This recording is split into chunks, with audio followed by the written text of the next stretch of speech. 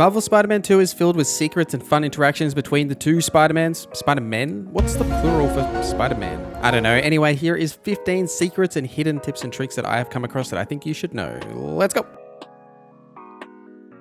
Let me know any secrets and cool things you've come across in the comments. So first, let's talk about those sneaky little chests that you occasionally find throughout the world. Now, initially these aren't marked in any way. You'll just see them, and they do make a noise when you're close to them, but you'll sort of see them on rooftops and you can go over to them and they'll give you some tech parts or some rare tech parts. But what you can actually do is in the suit tech under Traversal, there is an option here that you can pick up as you're leveling up that'll actually mark all of these on the map for you. The suit tech is called All Seeing, and it is towards the end of the Traversal line. And what this will do is just mark them all on the map. So you'll be able to see exactly where they are. And there is significantly more of these than I realized there was. Like, I was missing all of these, but there are tons of them across like multiple rooftops. So you'll find plenty of these to give you those tech parts as well as the rare tech parts. So you can get not only the suits, but the suit tech upgrades and all of that stuff. And with those tech parts, you've got plenty of ways that you can spend them. And you've got options in either the gadgets or the suit techs or just the suits and their upgrades in themselves, but I would highly recommend to spend the initial ones at least in the suit techs and then probably in gadgets and then the suits. Unlike Spider-Man 1, the suits don't actually give you any gameplay benefit other than just, you know, looking fresh as hell, but you can definitely spend them there if you want to. But the suit tech is really beneficial to increase your damage, your health, the focus bars that you have and all of that stuff, plus this all-seeing perk that we're talking about here. And then obviously the gadgets, which we'll talk about a little bit later in this video as well, have their own benefits. So those initial parts should go into those routes, but then you can spend them into the suits if you just want to kind of look cool. The movement in Spider-Man 2 is insanely fast as you fly through the city, and I was regularly overshooting like my mark when I'm trying to land on like a specific rooftop or like go somewhere specific and get around corners. I was always really struggling just with the speed of that momentum, and there's really two ways that we can fix that. And the main one is that when you've got the web wings active, you can instantly stop your momentum. So by pulling the left analog stick back and pressing circle, you'll like spread your wings and it'll instantly stop you basically where you are. So if you've hit that rooftop that you want to be on, you can pull this trick and you'll actually just stop there rather than like continuing to move. This is insanely useful as the speed is so fast, and there's so many great ways to increase your movement speed in Traversal, like say the spider dash to dash forward as an ability while swinging, or the spider jump to get some height. I covered both of these and a bunch of other really good skills in my skills video, which you guys should go and check out, and I'll link that right here.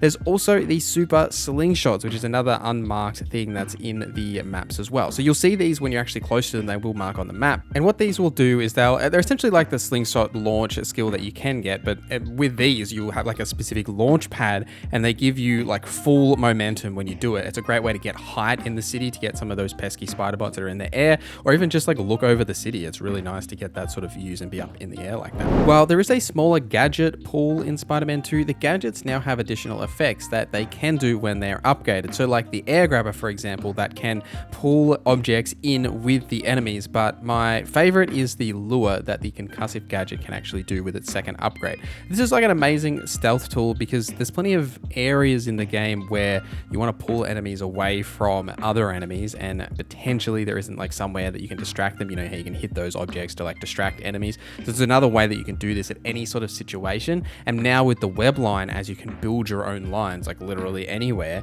you can do those perch takedowns from above and actually set up those like stealth takedowns exactly how you want.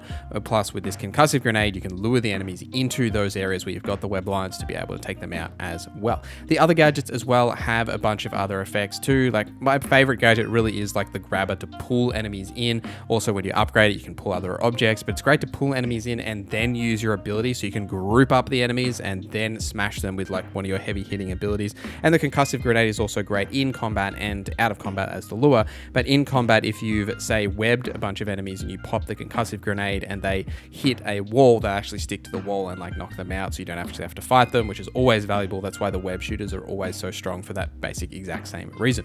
I am awful at parrying, like really, really bad. In the accessibility settings, if you are bad like me, you can actually extend the parry and dodge windows if you would like a little bit more time, or you can just completely avoid it. So you can sort of avoid it by either using your abilities, which make you immune or like invulnerable while those effects are actually going off, but they also interrupt your enemy's attacks. So if you hit an enemy with it, it'll interrupt whatever they're doing, and actually they'll, you know, take the damage from those hits. But you can also avoid a lot of it by air juggling. So when you're air juggling and essentially in the air and attacking enemies and pulling enemies up to you, you're avoiding those melee attacks from the ground, which typically has you, you know, dodging and duck dip diving and doing all that stuff to avoid those attacks coming to you, especially all of those parryable attacks, which there's plenty of them when you're on the ground. And you can combine this with the air martial suit tech skill from the damage line, which will increase the amount of damage you do while you're in the air and juggling enemies. There's also some great skills that really benefit air juggling and allow you to stay in the air for longer, as well as do different things to the enemies, like pulling them towards you or smashing them against the ground, that sort of a thing.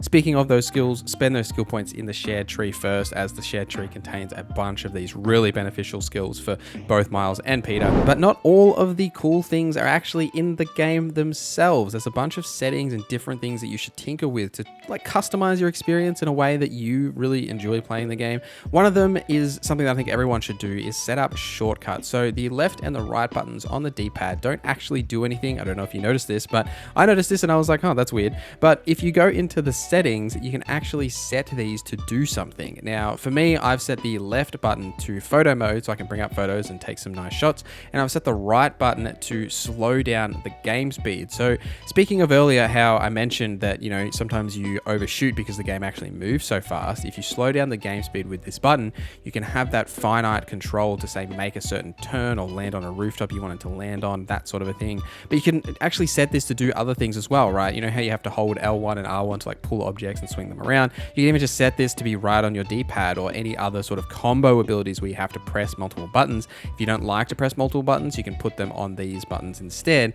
to give you other options. I also don't like UI clutter, especially like the air trick notification. So as you know, same as in Spider-Man 1, like if you hold square, you'll be able to do these like air tricks that give you a little bit of experience. Now, these experiences obviously great and it's fun to do them and you should do them, but you can like turn off these notifications because you already get the notification from the experience anyway, but then you get that extra notification on the right that tells you what sort of a trick you're doing. You can actually turn that off. You'll still get the experience. You'll still be able to do the tricks. Nothing really changes there. It's just that you don't get those notifications. I also recommend to change the main mission marker to not always appear. Set it so that it only appears when you scan. So it just like helps with like the clutter on the screen. I don't know if you guys are, I'm curious, like let me know in the comments. Do you like the general like UI clutter? Do you like things to be like clean and smooth and like nothing on the screen? I'm interested to know your thoughts. There is some other fun settings you can change in here as well, like adding a comic book effect to all of your attacks. So you get those like thwips and punching, you know, those like things from the comic books that come up on the screen. Also for any of the like film specific suits, like any of the ones from across the Spider-Verse that have like that sort of low frame rate to like mimic the style of the movies, you can actually turn this off in the settings with the film style animation as well. If you wanted to turn that off, if you like those suits but like don't like that sort of effect, you can actually disable that as well. Now the last one I have for you is a fun like gameplay challenge thing that you can do if you want a little bit more challenge or something a little bit different. So in the same menus that we were talking about earlier in the gameplay menu, there is a swing assist, and this is initially set to 10. You can turn this all the way off and turn it to 0. This actually makes swinging significantly harder. I didn't realize how much help the game is actually providing you for swinging. If you turn this off, and I recommend just to do this, right? Just turn this off just for the fun of it for like 5 or 10 minutes to see what the difference is like, and even just see if you like it, because it's a bit of extra challenge, right? Because you're then completely in control of your momentum and actually getting the right arc on your swing, and not like jumping down where you do that big long swing towards the bottom and just like hitting the ground. And turning the setting off, I did that all of the time and had to sort of learn the different way of not doing that, right? And not slamming myself into the ground all the time. And if you want extra incentive not to slam yourself into the ground all the time, you can actually enable fall damage. So even with fall damage enabled, you know, Spider-Man's not like Geralt. He's not going to break his legs when he falls from like a 2-foot ledge, but you will definitely take damage when you've got momentum and you're coming to the ground. And enabling both of these, like also disabling the swing assist and enabling fall damage, it's just a fun challenge to do, right? Because you've you've really got to think about things in a different way. You can't just like slam yourself into a rooftop or into the ground whenever you get to somewhere that you want to go. But also it enables you to pay a bit more attention to how you're swinging, because you're then in complete charge of the physics of those momentum that's coming towards you and how you're actually doing that. So I just thought that was a fun thing to check off at the end here. And let me know any secrets or cool things that you've come across in the comments down below. Thank you guys for watching this video till the end. Thank you to our members for supporting the channel. My name is NorZZa, and I hope you have a great day.